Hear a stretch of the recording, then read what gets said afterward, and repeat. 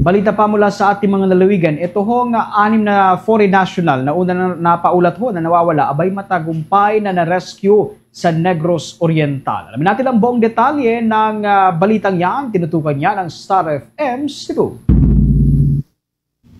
Illegal trekking at hindi po umano nakipag-ugnayan sa Tourism Office ang 6 na foreign nationals na kamakailang napaulat na nawawala at matagumpay namang na-rescue ng mga otoridad sa Valencia, Negros Oriental. Sa eksklusibong panayam ng Star FM Cebu kay Police Captain Donico Angeles, Office in Charge ng Valencia Municipal Police Station, sinabi nito na batay sa kanilang investigasyon ay hindi umano dumaan sa tamang proseso ng pagkuha ng permit ang mga ito upang ikasa ang naturang trekking. Sinabi pa ni Angeles na isa sanang day trekking ang gagawin ng mga biktima noong nakarang Miyerkules, Marso 19, ngunit nauwi sa pagkakahiwalay ng mga ito. Base pa sa salaysay ng mga ito, wala umano silang dalang tubig maliban sa pira-pirasong tsokolate at energy bar. Aniya, matapos ang matagumpay na search and rescue operation sa huling 4 na dayuhang missing noong Sabado na nakarating pa sa bayan ng Amlan, ay agad na dinala ang mga ito sa Negros Oriental Provincial Hospital para sa medical assessment. Matatandaan na unang na-rescue si Alexander Radvani, 63 years old, isang British national, at si Torsten Martin Grushup,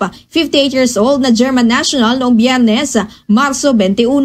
Huling na-rescue noong Sabado sina Alwin Fink, 60 years old, Wolfgang, 67 years old na parehong German national, Terry, 50 years old, isang Canadian national, at Anton Chernov, 38 years old na isang Russian national. Payo naman ito na bago gawin ang kahit anumang trekking at camping activities ay kinakailangan umanong sumunod sa patakaran at magsumite ng mga kinakailangan dokumento at requirements upang mabigyan ng wastong guidelines at tour guides at maging legal ang nasabing aktibidad.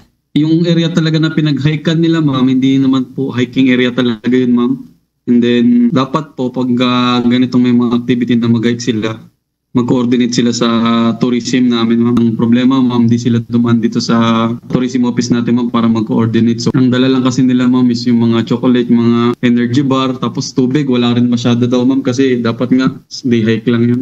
Mula rito sa lungsod ng Cebu, Star DJ Kylie Cristal nag-uulat. Para sa number 1 and most trusted radio network in the country, Bombo Radio Philippines. Basta Radio, Boom Boom!